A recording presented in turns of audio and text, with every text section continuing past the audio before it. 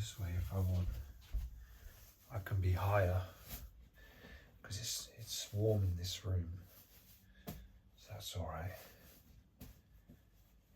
Lovely, lovely, lovely, lovely.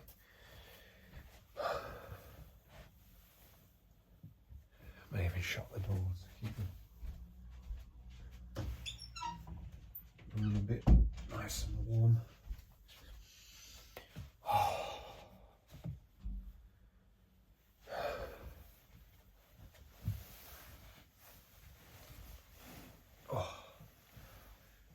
Right, this is weird. I haven't done this before. Actually, I've never put just the cushion on the bed without the base part. It's called one's called the Zafu and the Zebaton. I think this is I don't know what one's what. I can't remember. But this is the top part. So I just came in this room and I thought, it's lovely and warm in here. And the sunlight coming in through the window and the trees are blowing. Now the sun's gone. Now it looks cloudy. Oh, I speak too soon. It's always the way, isn't it? Always the way. You talk about it, you lose it. No, I'm probably overthinking it still. Still sunny here. So I'll just do a spontaneous meditation. I don't have the timer with me, so it's just going to be an open-ended thing. Just going to be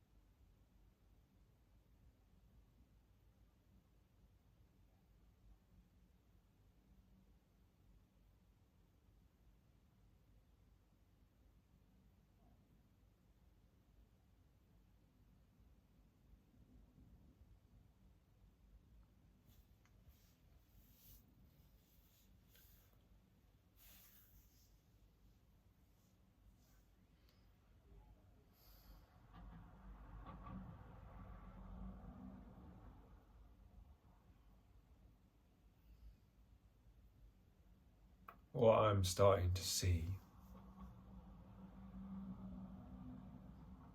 I've got a floater going around my eye, this little black dot.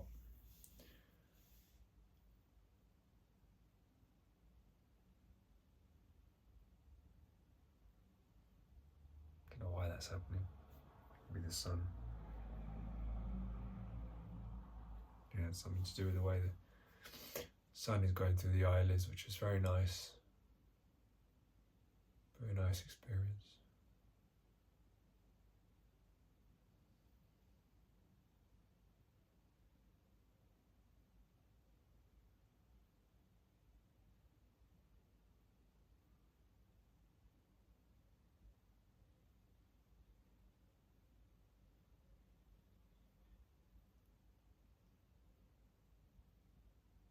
Yeah, what I'm starting to see is, even though it's sometimes a challenging thing to make that first step with a walking meditation, particularly,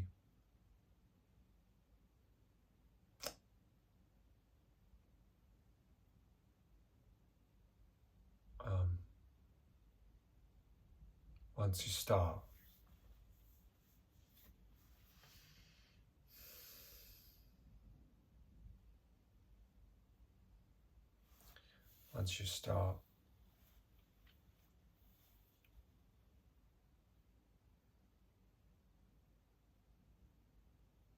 you get there, and the thing is,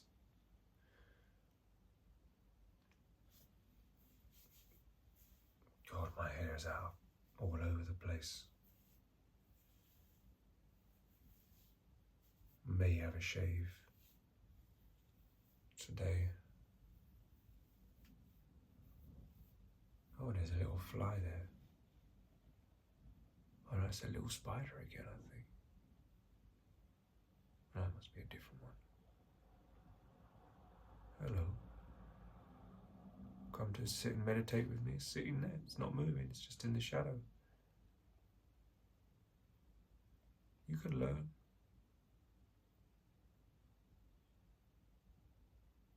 Very nice. So he's pretty chilled out. It's just kind of stopped there and just tickling its face.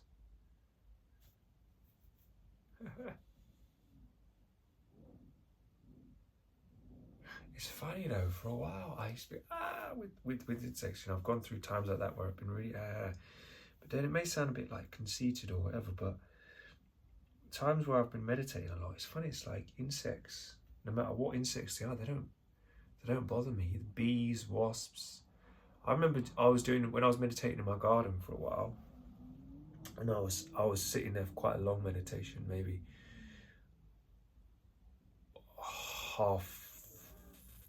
somewhere between 15 minutes and half an hour, which is quite long sitting for what I'm used to. Normally I do somewhere between 10 and half an hour sitting, on 10 and half an hour walking, do the walking first. But I was there for at least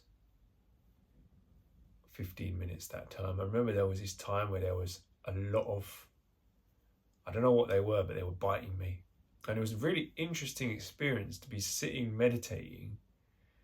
And normally it would really bother, but because I was just noting the experience and noting the pain or the fear, whatever it was, I could feel these little things crawling and going ping, ping, biting. And it's amazing. It was fascinating to experience, because if I wasn't in a meditation, I would be like, get up. But it was like, I couldn't see them, my eyes were closed, so I couldn't see them, but I could feel them moving. I could feel them just biting, and they were going for it. Like, I was like, I was thinking, at one point I thought, God, are they ever going to come off and stop? Ping, ping, ping. But yeah, there was no harm done. They just, I don't know what they were, or anything. I didn't feel ill or anything after. I don't know. I mean, I don't think they weren't mosquitoes or anything. I don't know what they were. They were just like kind of gnats or something. They weren't wasps. It was, you felt whatever going in. You felt whatever that prong and, whatever it was, bites, whatever insect it is. I'm not an expert on insects, I don't know. But there was no harm done, It's amazing when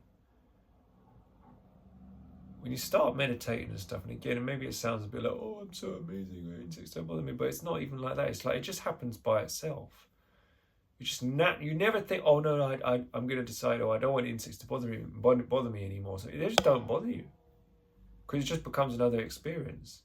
Even a spider just crawls on you or whatever, it's just, at first, your first time, whatever, but once you just start to see it as experience or whatever, it's different if you know it's an insect that's, okay, I know that insect could kill me. Then there would be fear if it was crawling on you, but then it would still just be fear, because the worst thing is with dangerous insects or whatever would be to react, because that's what's going to trigger them the worst. Like, they can almost, it's not like smell fear, but they can sense like an aversion. They can sense. Animals have this scent. It's like the moment that, it's like with tigers, because what happens is that if they see you as a prey, if they see you as potential food, the moment that you run, the moment that they know that you're afraid, they then detect you as even more of a prey. Automatically be like, oh, that's running from me, so that means it's weaker than me, that means I can catch it. The running almost encourages the thing. But if you were just to say stop completely, like, let's say you couldn't run away, like, I swear there's been cases where meditators have just stopped, or monks have just stopped where they are rather than run, and other people have run and they've sent out metta, and then the elephants have stopped. I swear there's that story, is it with Mahasi Sayadaw? Like, all the other monks were running and he turned around and faced the elements, faced the elephants and just sent out strong metta to them or something, and then they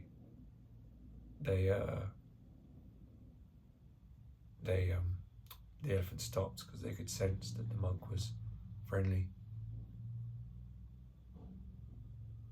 But a lot of it is that when it comes to animals, once they sense that people are no threat to them, even if they're a potentially dangerous animal, they're no longer dangerous in that scenario where people aren't a threat. I think a lot of animals are misunderstood. Like a lot of people are misunderstood.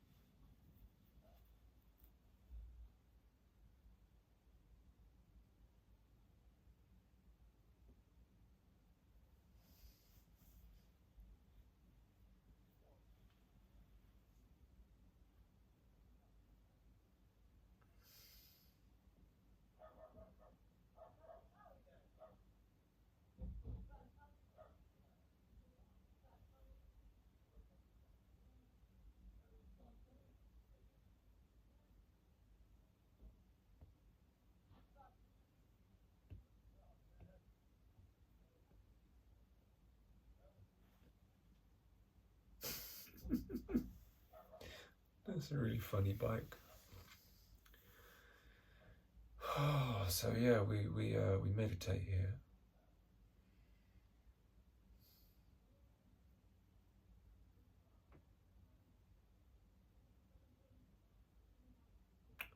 Maybe talk through a bit what's going on, because see what's happening.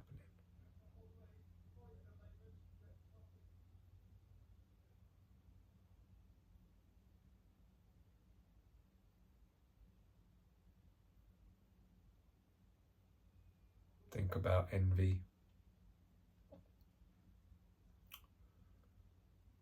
Envy is something that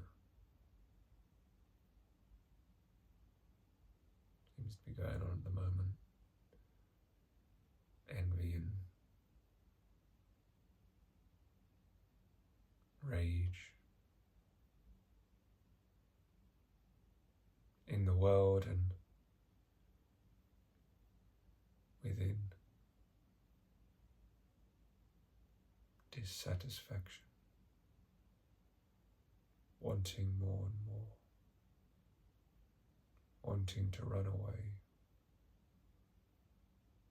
Fear of death. Fear of what comes after death.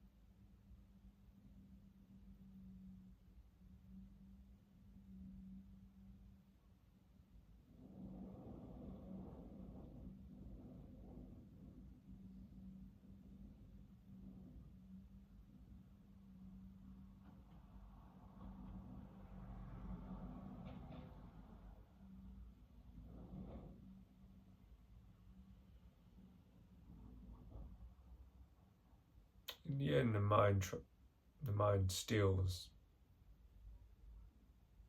I was going to say try, but without trying to force it doesn't work. Just allow it to settle.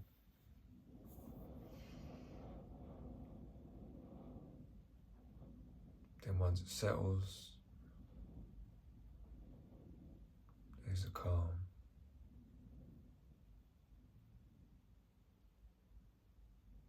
Note whatever comes up, isn't it? Rising, falling.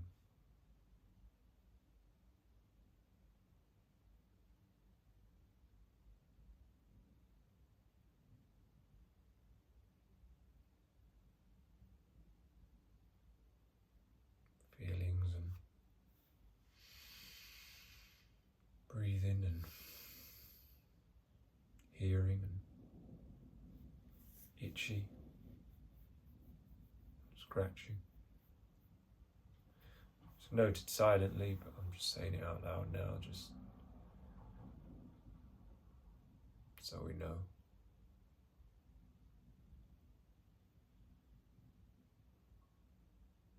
Hungry.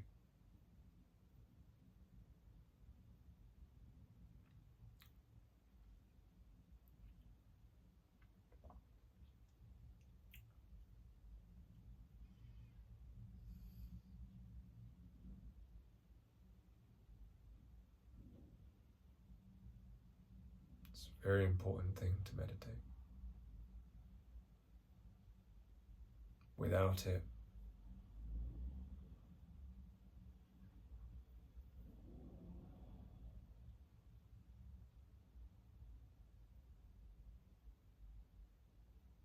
habits are unlikely to change, or they'll just be replaced by habits which aren't necessarily better.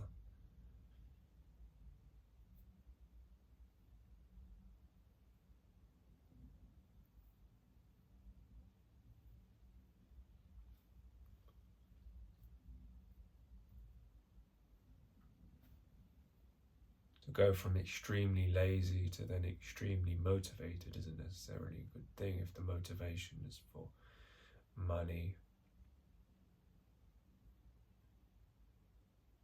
You can just become addicted to making money. Addicted to food, addicted to sex, addicted to meeting new people, addicted to phone calls, addicted to messaging, addicted to holidays. You can be addicted, but they're all just temporary experiences. And I'm seeing now that the greatest peace, personally, that I've ever experienced is in meditation. The greatest happiness has either been in, the greatest peace I've ever had has been in meditation. 100% the greatest peace.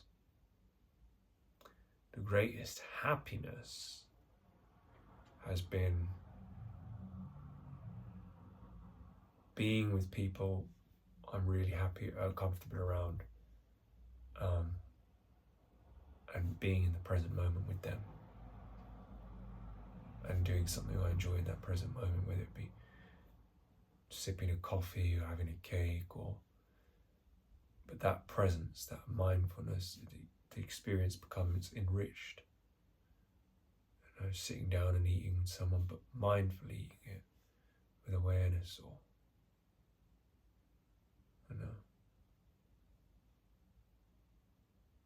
embracing someone you love, someone you care about, holding them mindfully, comforting them mindfully.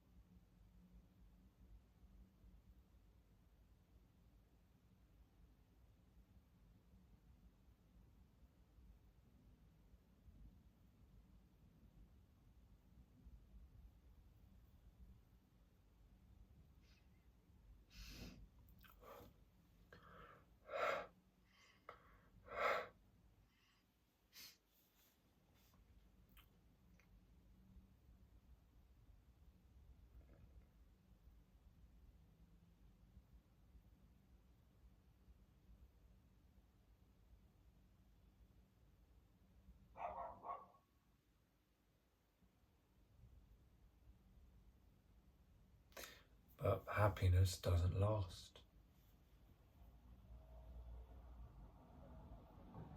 Two dogs, one tiny dog, one pretty big dog.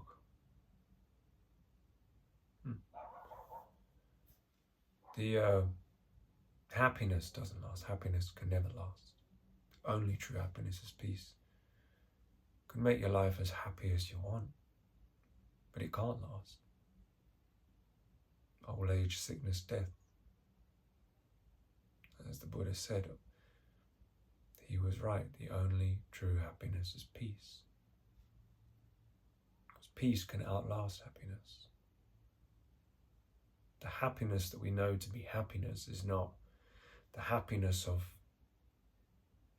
enjoying being with people, even with presence, even mindfully drinking the coffee, or mindfully embracing someone, or mindfully watching a film, or mindfully sunbathing, or mindfully swimming. That happiness can never last forever. Even for the whole duration of this life, it can't last. I mean, there are cases where people die instantly, maybe while they're doing something they enjoy. But that experience, however happy they were, has still come to an end, and no one knows what their next experience is. The next experience will be. But peace can go beyond the happiness, because the peace can persist. The peace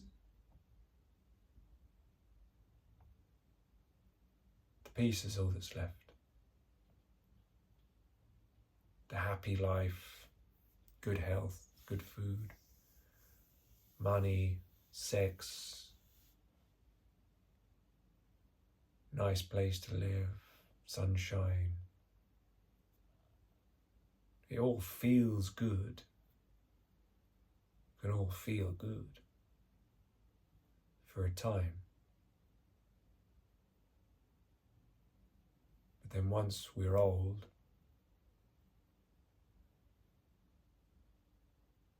and we have health problems, and we're in hospital with maybe a month to live,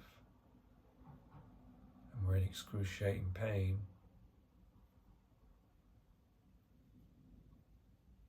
their happiness is gone. So there was no point in clinging to it in the first place. Because clinging to it is only going to sort of cause suffering when it goes. There's no benefit in pushing happiness away, pretending that you don't enjoy the food or enjoy the comfort of a bed. There's no point pretending to lying to yourself and saying you don't like it. But it's much better just to note the liking, note the experience as it comes up, and let it go. Trying to hold on to it means you enjoy it less in the present moment, and you suffer when it goes. Whereas just experiencing it and then not holding on to it means you see it just for what it is. It's just experience, pleasant experience. Now it's an experience I don't like, so I dislike it. Now I do like it, now I don't. Happiness can never be permanent. It's true that the only true happiness is peace. The only true happiness is peace. Even if we went to heaven, that would still only be a temporary.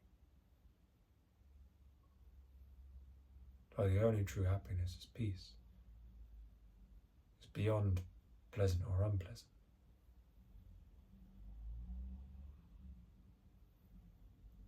It's not any experience that we've ever experienced. It's the joining together, isn't it? That's what I think Uttadhamma was saying in the talk I listened to. It's the joining together of all the not the six senses, but it's something like quite profound. It's something like a combination of all of the dhammas, or not all of the six senses, because you're no longer in the sense realm, but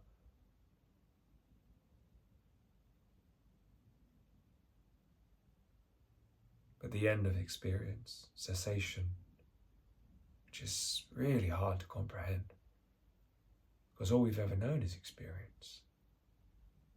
Life after life. Oh, what's non-experience? I suppose we get a taster of it if we go into cessation in meditation. I've felt like at times I've almost got to there, but then panicked and then stopped. Like there've been times where I felt like I was just going to disappear completely, and every time it's nearly happening, I sort of block it by panicking. That's what seems to be happening. I seem to block it when I've done really long meditations. Really, I think also there's this tangle because I'm moments of being afraid of it, but then also moments of really wanting it, either really running towards it or running away from it, neither of which are helpful, and then it's gone. But I've noticed sometimes it just feels like I'm going to completely disappear, and it's like, oh, what's happening? Maybe if I experience that cessation, then that'll be a taste of it.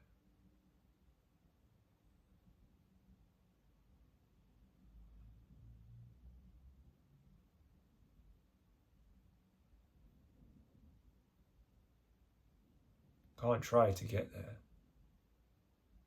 Just have to watch the experience, and it happens naturally. Habits change naturally over time. Just watching the experience automatically changes the habits, because then when you're simply just watching it, not adding anything more to it, you're not snowballing it into more. So if it's just feelings or just anger, it just stays as just anger, just feelings. It doesn't multiple mind states of thinking, feeling, angry, the identification with this person did this or this person did that, or then the liking of a feeling, and now I must get more of that, let me get more of that, or it'll be good if I've got this. Like I've been having it recently today, like I bought some nice food and I think, now I've got that, I better go and get that, I may as well get that, and it's addictive.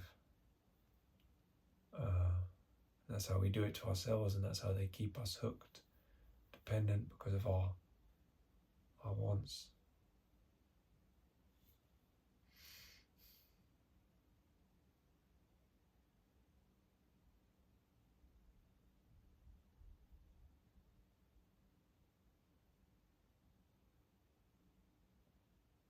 Likes and dislikes, isn't it?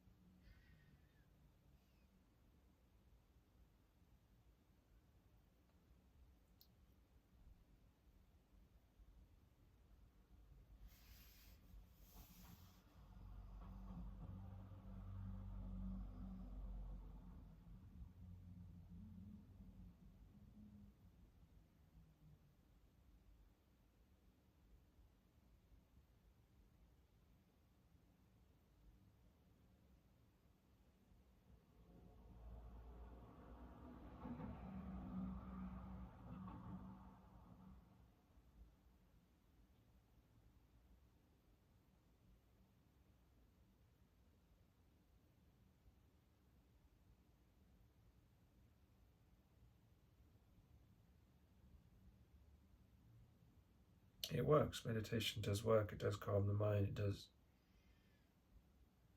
I think I've missed a med today. I missed the med, but it's still okay, because I realised I was in the morning and I didn't feel right and I felt anxious, and I realised, okay, that was just happening. There was no one in control. No one in control. It just happens by itself. There is no one in control. I didn't create this brain, didn't create this body, didn't create a self, because the self doesn't even exist.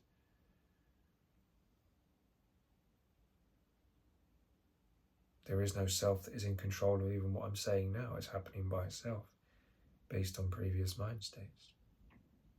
So there is no way of changing by wanting to change. If you want to change and you change from wanting, it becomes very forced and natural. There has to be an initial inclination, an initial want to meditate, or to realize that it's the best thing to do and then do it.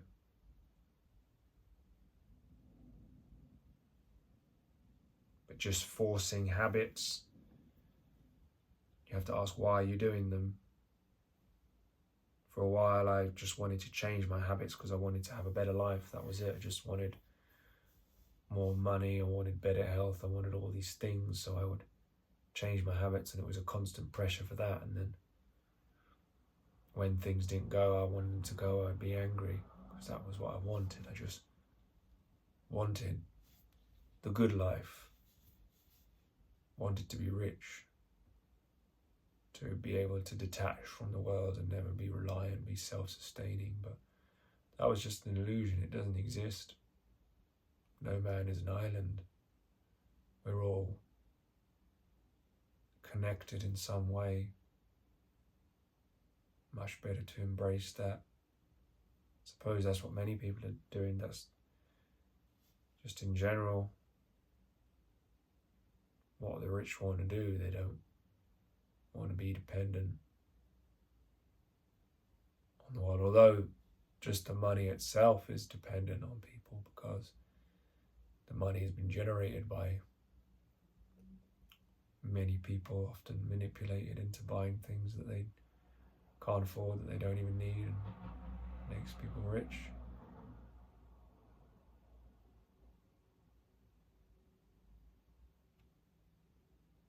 It's just bizarre when you think about it, because it's completely temporary. It's not true peace. People are addicted to pursuing it.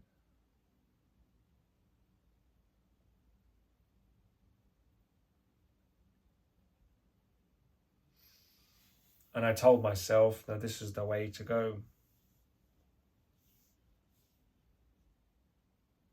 So I would meditate to try and get somewhere, to try and be someone. And it just is a road to nowhere, because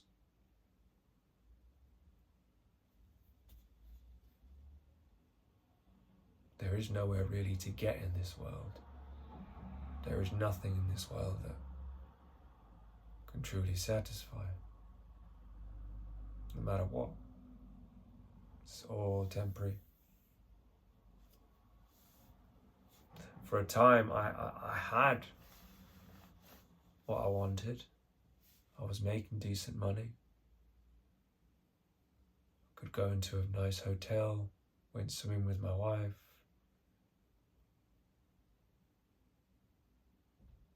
Spend time with her in the hotel, etc.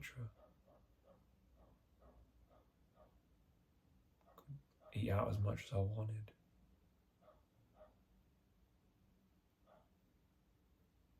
No matter what I bought, no matter what I ate, no matter what I did, it was never enough. I always wanted more. Never satisfied, just an addiction. I just wanted, no matter how much money I had, I wanted more money.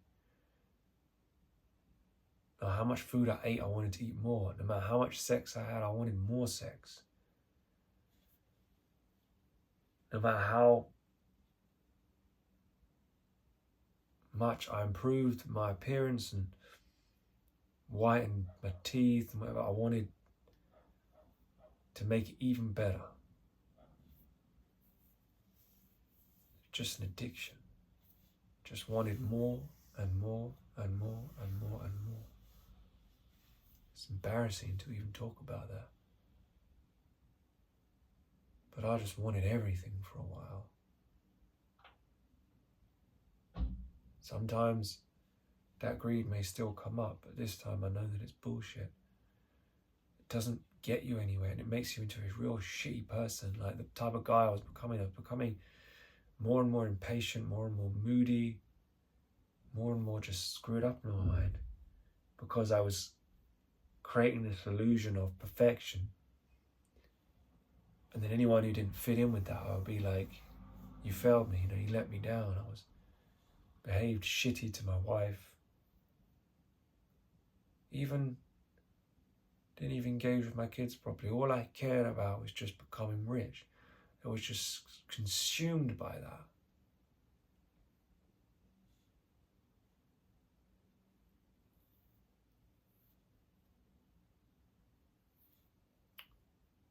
And I thought that was a reward for a while. I thought that was the reward. I must have done some good karma. And maybe it does come back, in a sense, that when you're generous, it comes back and you're able to make more money. But it's not a fucking reward. This is the thing. It's only a reward if you use it for good. If you use an opportunity. But I didn't do that, because I was so caught up with that obsession. I didn't use the money to landscape my garden so I could meditate in the garden, or things like that, or create a meditation room. I just indulged. Bought a phone, bought a desk, bought a chair. Wanted to then become a businessman, make more money.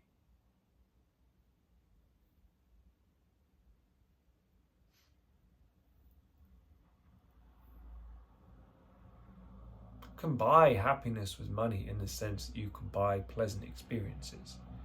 The pleasant experience of good food, the pleasant experience of good health, the pleasant experience of a nice place to live. You can buy that. But that's not happiness, that's just pleasure. Even Dan Bilzerian says pleasure is not happiness, and he's right. Peace is the only true happiness. And it's interesting that it's taken me so long to figure this out, but better late than never. I mean, I just finally figure it out. Finally get it. I mean, I'm not saying old habits can't ever come back. They're still there. I've still got loads of bad habits that are going to come back and back and back. And greed and anger and things I'm angry that people have done. Feel like I've been treated unfairly by my family. Feel that mother wants to never set me free. But I realise I trap myself, because, yeah, they're imperfect people. They've got their own defilements. They've got their own issues. But I give them the fuel. I've given them fuel to indulge in their defilements, to indulge in their anger, to indulge in their bitterness, to indulge in their illusions of control, by giving them stuff to use against me. Here, have some ammunition for your gun so you can fire at me. That's what I've done. And it's a shitty situation to be in, to always feel like overly responsible for what other people do. But if I was to take responsibility for all of my own actions, to take complete responsibility for what I say, for what I do, be a complete, not the illusion of control, but take responsibility, even in the sense, if I did not have control, if I had no control and it was happening by itself and I couldn't control it, but it still affects my mind, it still affected my mind. My mind is what's been affected, more so by the shit I've done and the shit I regret by the shit other people have done. It just feels like I've played into their hands, and that's the hard pill to swallow. It's like, I lost out on my opportunity because I played into their hands. They had shit to use against me to sabotage it. But ultimately, I sabotaged myself because I gave them the opportunity to do it. It didn't even matter looking, but I was so angry, in such a rage, that my mum had told oldest sister about the twins, and I was consumed by this fear and this rage and these memories, and I reacted. I was so angry, but the whole thing is, that didn't even matter. It did not even matter. Really, in the big picture, it did not even matter to my oldest sister to know that it was, what mattered was that I got so angry. What mattered so much was that I believed so badly that it thought it mattered. That she'd gone and gossiped and lied and said she was processing it. I mean, that's her issue. If she has to feel that she has to tell everyone everything, that she has to share everything, that she's screaming when I've told her, and rather than just being congratulations and blah, blah, blah. Like, if she's so unbalanced that she just has to straight away tell someone without even checking with the person who she's telling, she didn't even say, is it okay, whereas with my oldest sister, she would be like, keep it, from her. But, it's their issue, really, ultimately. I don't need to take it on. The taking it on it's just bad news, and it just spirals, and it's just no good.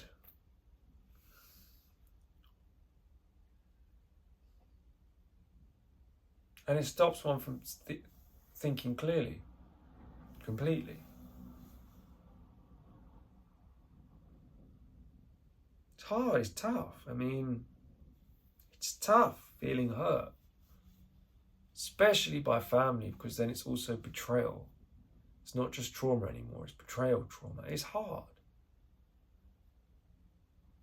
Probably many of us have experienced that. It's tough.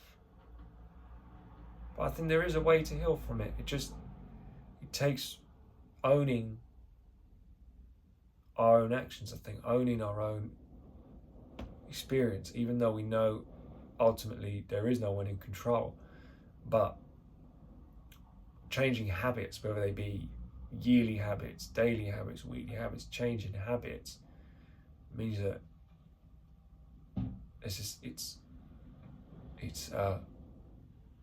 the mind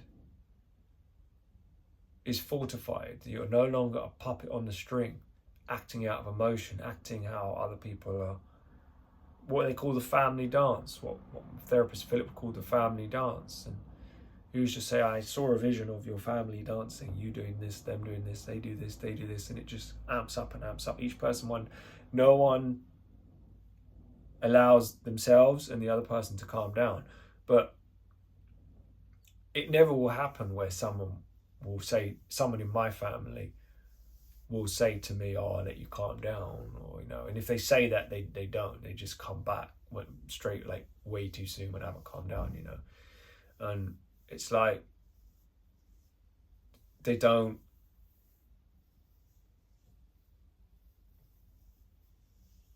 I mean, maybe part of that is because they care, because they don't want to leave me on my own. There's part of them that does love me, but it's like, I have to now give myself permission to calm down. That's what I do, and I realize my children have helped with this. Our children have helped because I'm reminded, like, if they're stressed, if they're angry, if any of them are angry, I now know to give them, allow them to calm down. Don't try to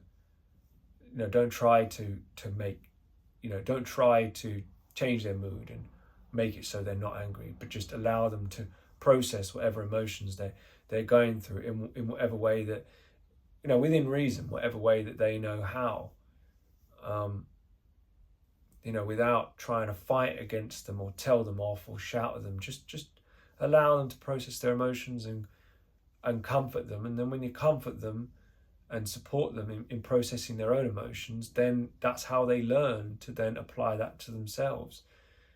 They learn to emotionally regulate by a caregiver comforting them and just being there for them and walking alongside them, metaphorically and physically as well, being alongside them and just being loving. And then I realised, as when Philip said to me, he says, I think when I was talking about it'd be nice to have children in the future, it'd be nice to have children, to at least experience, because obviously I didn't, missed out on seeing my first two children grow up. But when I said that to him, I said about having children, he said, and I didn't know where he was coming from, like why he asked that question, but I realize now why he asked it. He asked, what would you do, or how would you respond if one of your children was in a really bad mood? They were absolutely in a terrible mood. What would you do? They were just really angry and enraged, or whatever it is. And I would say, well, I would allow them to calm down. And he looked at me, spark in his eye, and I never got it at the time, but I realize now what he meant. He said, well, if you allow them to calm down, then why won't you allow yourself to calm down? And that's key. That's key. If we will allow someone we love, whether it be our child or our spouse or our sibling or whoever it is, if we will have the compassion to allow them to calm down and help them calm down if we can, then why won't we allow ourselves to calm down?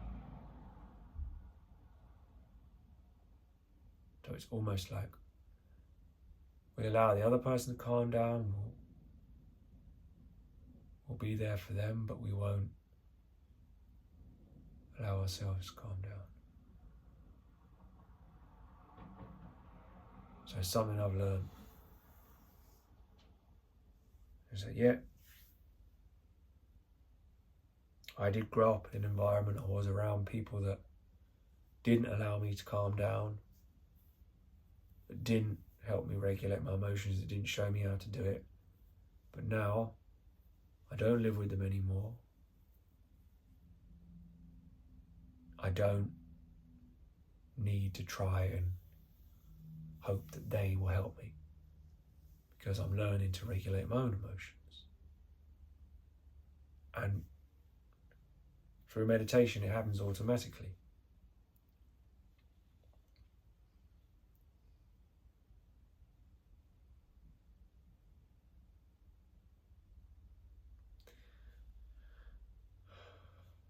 If you've made it to the end of this video, thanks for watching. I don't know when I'm going to make my next video. I'm just sort of going with the flow today, seeing what happens.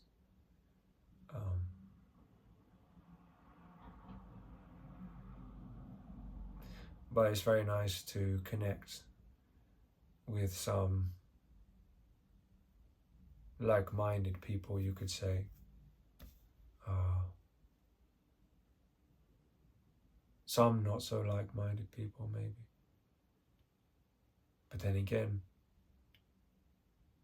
maybe we've all got more in common than we think, regardless of our opinions. But thank you.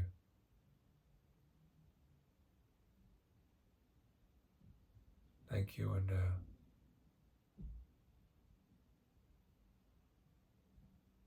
I'll send out some goodwill now to everyone watching.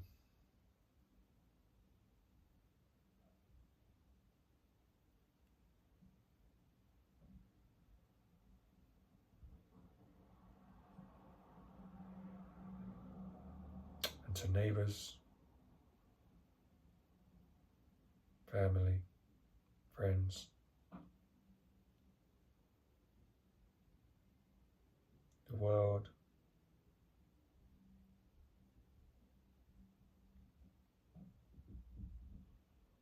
beings in the universe, in the different realms.